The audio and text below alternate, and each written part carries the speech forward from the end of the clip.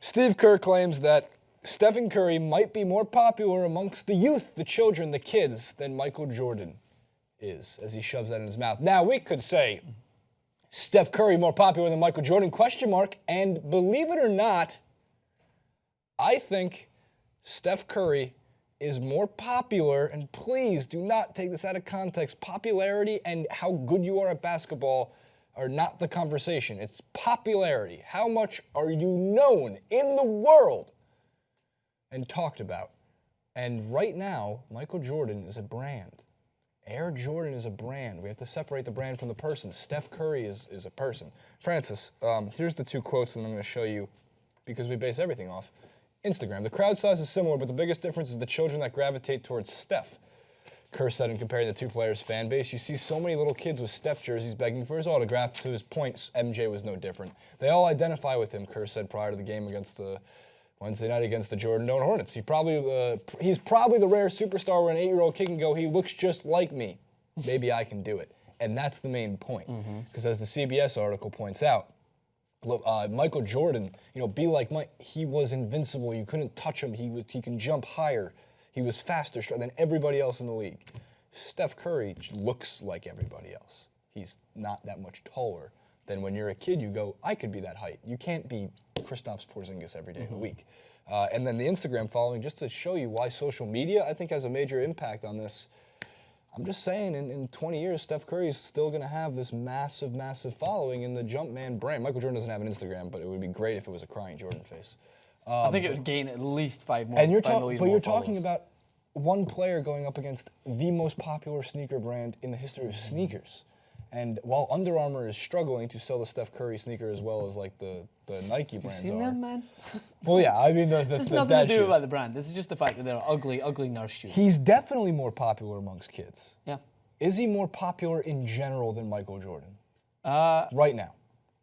And then also part B in the future. It's a tougher question, and I'll go out on a limb and say no. Oh. Not at the moment. But so I read as much as I did a little bit of research and was like, and I think it was like 2 comments I got into the forum that I was on reading about this quote. People were like, is he crazy? Steph Curry shoots a bunch of 3 points, suddenly he's better than the greatest of all time. Not better, No, but that's what people took it as. Popular. But it's popular with kids, which is not surprising whatsoever because, as I was just saying to Jason, not a lot of kids these days are growing up thrown into a cupboard full of Jordans and told to learn their research. Like, yeah, you will get those that are attracted to basketball so much that they want to know everything, they want to watch old tape, but those are rarities. More people now are growing up, thinking LeBron James is the greatest of all time when it comes to basketball. Those kids that are actually, I'd say, between the age of like 7 and 16, 17. Yeah, they know Jordan through Jordan memes. So it's not surprising, no, because relatability goes such a long way. We talked about this and think of a million-viewed clip that we had a few months ago about why Steph Curry was a fantastic acquisition for Under Armour, because he is so relatable. Oh, right. Because he is The not underdog. like these 6'8", 6'10" monstrosities that you might think, I could be like them, and then you hit 16, you hit puberty, and you're like, nope. I feel like I'm not going to get to that level. I think one of the big arguments people are going to be like, oh, does that make Isaiah Thomas right now more popular with the kids than... No, but you can make the Allen Iverson comparison.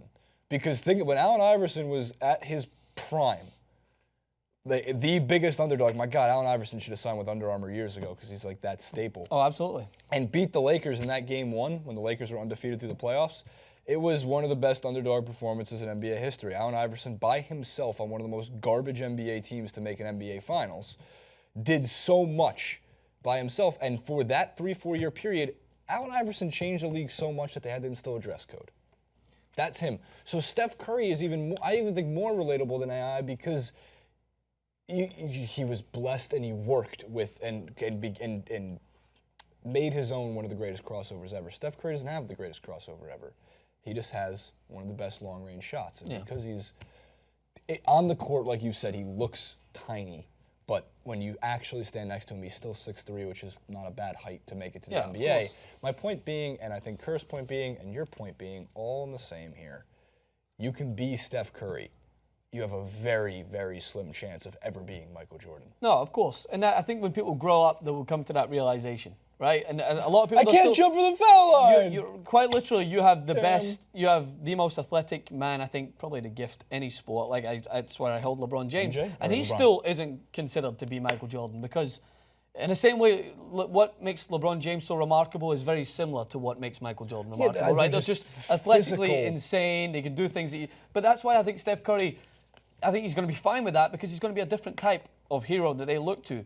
And that's why kids will start, that's why we see kids like the Ball brothers that we were talking about shooting from half court. Would we have seen that if it wasn't for Steph Curry? Because Steph Curry, his shot against OKC last year, still mind-boggling that he did it at that point in the game.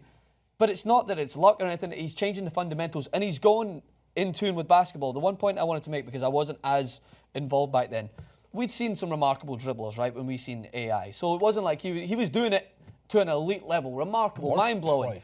But have we haven't seen anyone able to shoot the three ball like Steph Curry with that amount of ease from that distance. That's where it becomes a little different because he's going the way the game's going. There's more three-point shooters, there's more people shooting from distance. But he was the one that kind of started that trend. And that popularity is becoming a thing because the idea of driving into the lane isn't as sexy as shooting from a three, you know? Well, to the outside audience. My point being is like driving into the lane and going up against a bunch of 7-footers when you're 6 feet tall or 5 feet. It's terrifying. You're running into skyscrapers. Yeah. Skyscrapers. But if you can do it from the outside, then the 7-footers have to respect your shooting ability. It's the same way when Beckham was pinging shots in from 30-40, it was sexy, right? You're like, I want to hit a free kick, I want to bend it like Beckham. That's why they gave him the highest pitch voice ever. Yeah, no doubt, because he had to even things up. You can't be blessed with. As the game changes, people realize that was pretty hard to do, and all that work, all that fanciness wasn't as good or as beneficial as maybe just working on your shot and working on it in transition. Hence why people wanted to be like Ronaldo, where you could hit the ball the way it would move, and they worked on that, and they used him as a hero, as an icon, as a beacon to follow. And I think that what happens in the same way that people want to be like that is that becomes their icon that they look to. So Steph Curry, it's not like he needs a one-off example to shoot like that. You can shoot like that whenever you have an open lane. So people will start to learn and want to emulate that and want to be like that because that becomes the new sexy.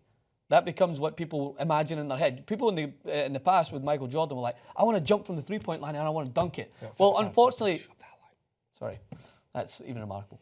People want to jump from the foul line and dunk it, but the feasibility of that happening every single time, it becomes a lot more difficult, especially when you're his size and you're around skyscrapers, as you mentioned. So, but working on that three-point shot and then having that moment where you can hit a buzzer beater from, 30, 40 feet, that's something people want to do. Yeah, it's ruining pickup basketball, that's for sure. You play pickup basketball around LA and there's people who just like... Oh, no doubt. They were decent three-point shooters and they just step back from 28 feet and they don't hit one of them. And you're like, what are you doing? I want to be like Steph. Yeah, you guys are bugging. You guys are absolutely bugging. Michael Jordan, dude, was, and like you said, separating the dude from the brand. Michael Jordan was going viral before viral was even a thing. But I know, but that's why. But that's even, why. Like, humongous. I know, but there's somewhat of a conversion rate there. Like you have to give the conversion rate. Like the internet wasn't even jumping in like '96 when. But I guess that's the point here is that if you were to scale up for inflation. Sure, Jordan still wins. Michael wins that, but we can't scale up for inflation because there wasn't social media, and Steph Curry has thrived off of social media.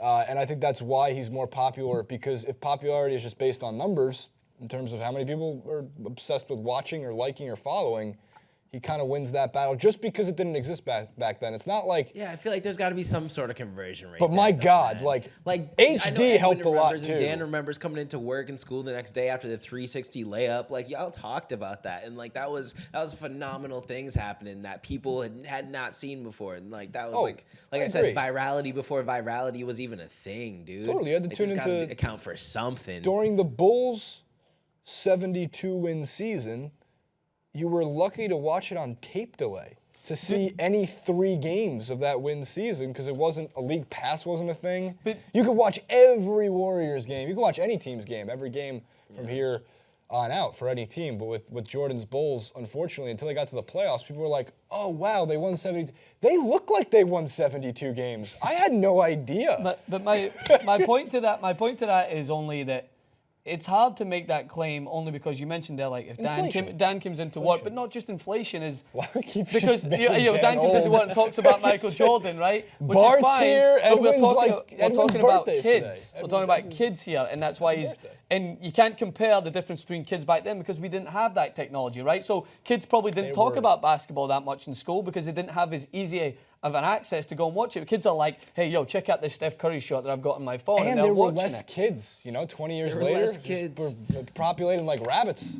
All right, fine. I'll concede that point. But one thing you are absolutely wrong on is kids not trying the half-court shot until Steph Curry did it. What, dude? I think, I see that shit in gym class all the time. It was just actually a little bit of a one. I'm gonna do like a 120, not even a 180. I know we got to wrap.